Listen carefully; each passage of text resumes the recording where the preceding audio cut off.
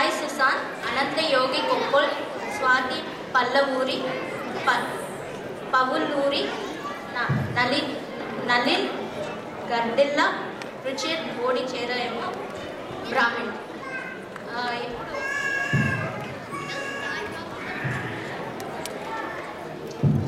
ఇప్పుడు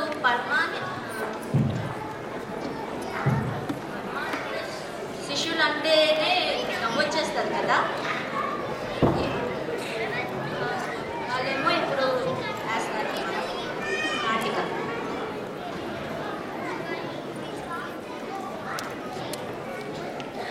అందరికీ మరి ఒకసారి నమస్కారం అండి.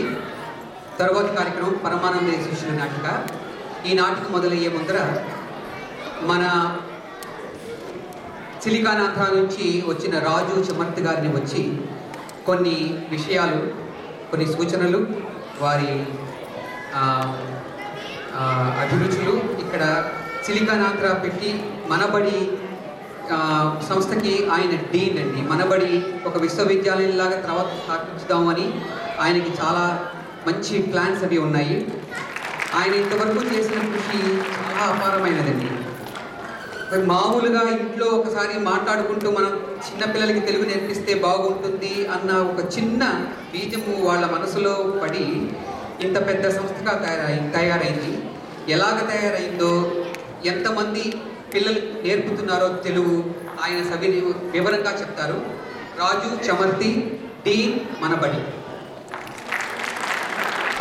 అందరికీ నమస్కారం. వేణుగారు చాలా దూరం వెళ్ళొద్దండి.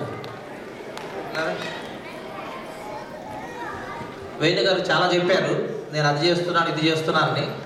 సిలికానాంధ్ర మనబడి ఈరోజు 20 రాష్ట్రాల్లో 1700 మంది పిల్లలతో జరుగుతుంది అని అంటే వేణుగారు లాంటి వాళ్ళు, వేట శరత్ గారు లాంటి వాళ్ళు, ఒక కిరణ్ దుద్దాగి గారు, ఇటువంటి వాళ్ళు, జయశ్రీ తెలుకోట్ల గారు, ఇక్కడ మనం చూసాం ఇంతకుముందే వేదిక మీద దాదాపు ఒక 50 మంది అహర్నిశలు గత నెల రోజులు కష్టపడితే ఈరోజు ఈ కార్యక్రమం ఇంత సక్రమంగా జరుగుతుంది. కాబట్టి సిలికానాంధ్ర మనబడి వెనక మన ఉద్దేశం ఏంటో వాటి గురించి నేను ఒక 2 మాటలు మాట్లాడతాను. కాకపోతే సిలికానాంధ్ర మనబడి అనేది ఏ ఒక్కరూ చేస్తున్నది కాదు. మనం అందరం తెలుగు వాళ్ళు కలిసి మన పిల్లలకి తెలుగును చక్కగా నేర్పించుకోవాలని ఉద్దేశంతో చేస్తున్న ప్రక్రియ అన్నమాట సిలికానాంధ్ర మనబడి. వేణుగారు చాలా చక్కగా జరుగుతుంది ఈరోజు కార్యక్రమం. నేను, నాతో పాటు మిత్రుడు శ్రీ కొండుపట్ల దీనబాబు గారు, సిలికానాంధ్ర అధ్యక్షులు, మేమిద్దరం కూడాను నిన్న కాలిఫోర్నియా నుంచి ఇక్కడికి వచ్చాము.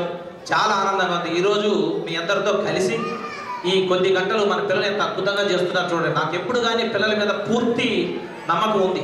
మనం వాళ్ళకి ఇటువంటి వేదికను ఒకదాన్ని అందిస్తే వాళ్ళు అద్భుతంగా ప్రదర్శనిస్తారని ప్రగాఢమైన నమ్మకం సిలికానాంధ్రలో అందరికీ కూడా. ఇకపోతే సిలికానాంధ్ర అంటే అది ఒక సంస్థ కాదు. మనందరం కలిసి మన పిల్లల కోసం ఏదైనా ఒక మంచి చేసుకోవాలనుకుంటే అది సిలికానాంధ్ర. సిలికానాంధ్ర జగమంత తెలుగు కుటుంబం. మనం ఇంతకుముందు విన్నాం, ఆచార్యులు వారు చెప్పారు, తెలుగు అన్నది మన మాతృభాష. ఆ భాషను మనం మర్చిపోకూడదు. మన మాతృభాషను మనం మర్చిపోతే మన అమ్మను మనం మర్చిపోయినట్టేనని చెప్పారనమాట. ఈ సిలికానాంధ్ర ఎలా ప్రారంభమైంది అని అంటే 10-11 సంవత్సరాల క్రితం మన తెలుగు, మన పిల్లలు చూస్తున్నది సరైన తెలుగు కాదు.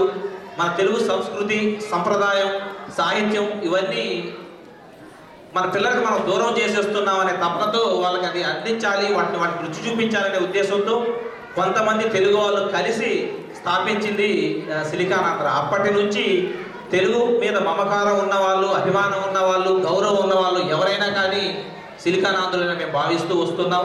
గత 10 సంవత్సరాల్లో ఎన్నో కార్యక్రమాలు చేస్తున్నాం ఇదే స్ఫూర్తితో.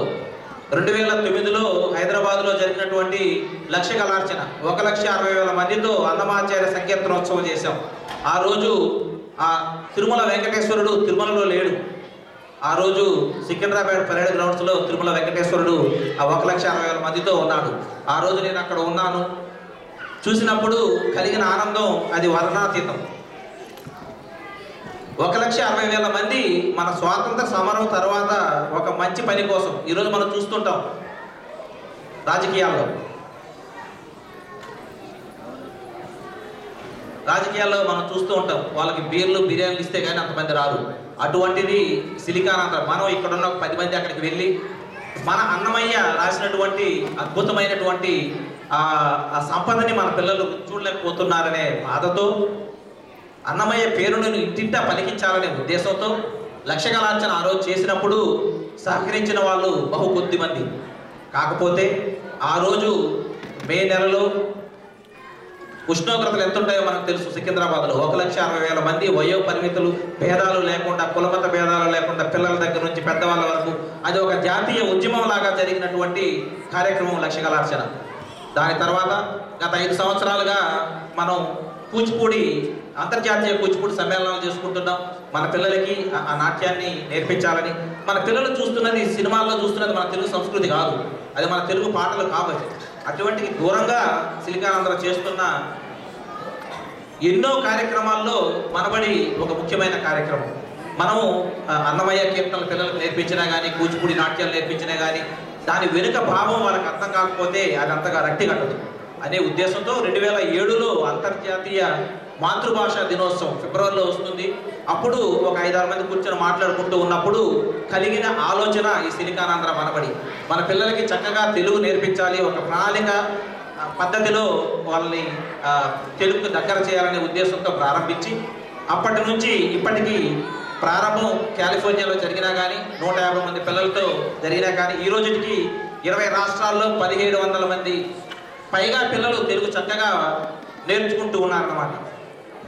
అది ఆ కృషి వెనక రాజు చెవర్త, నేను ఒక్కరు కాదు, సిలికా ఎంతో మంది 300 మంది సంవత్సరం పొడుగున కృషి చేస్తుంటే అది సాధ్యమవుతుంది. అది అంతటితో ఆగిపోకూడదు. మన భాష అంటే జస్ట్ మనం కేవలం వాళ్ళకి మాటలు నేర్పించడం, చదివించడమే కాదు. ఒక భాష అనేది మన జాతి గురించి తెలియజేసేది అన్నమాట. తరతరాలుగా మన తెలుగు జాతి ఏమి చేసిందన్నది, ఆ విషయాలన్నింటినీ పొందుపరచగలిగిన శక్తి భాషకు మాత్రమే ఉంది. ఈ భాష అన్నది ఒక జీవనది లాంటిది. అది మన ప్రాచీన భాష అని చెప్పి చాలా గొప్పలుగా చెప్పుకుంటుంటాం. ఈరోజు అటువంటి తెలుగు సంపదను మన పిల్లలకు అందించకపోతే మన కాలం పూర్తయ్యే లోపే, అంటే రానున్న 20-30 సంవత్సరాల్లో తెలుగు అంతమైపోతుందనే బాధ, ఆవేదనతో ఈ సిలికానాంధ్ర మనబడులు అన్ని చోట్ల నడిపిస్తున్నాం. కాబట్టి దయచేసి మీరు పిల్లలకి ఈ తెలుగు యొక్క గొప్పతనాన్ని తెలియజేయండి, తెలుగులో మాట్లాడండి, తెలుగు జాతిని గౌరవించండి. మన జాతిని మనం గౌరవించుకోకపోతే మన జాతిని ఇంకొకరు ఎవరో గౌరవించరు. కాబట్టి మన మీద ఎంతో బాధ్యత ఉంది. మన తల్లిదండ్రులు మనకు తెలుగు నేర్పించారు కాబట్టి ఈరోజు మనం తెలుగు మాట్లాడుకోగలుగుతున్నాం.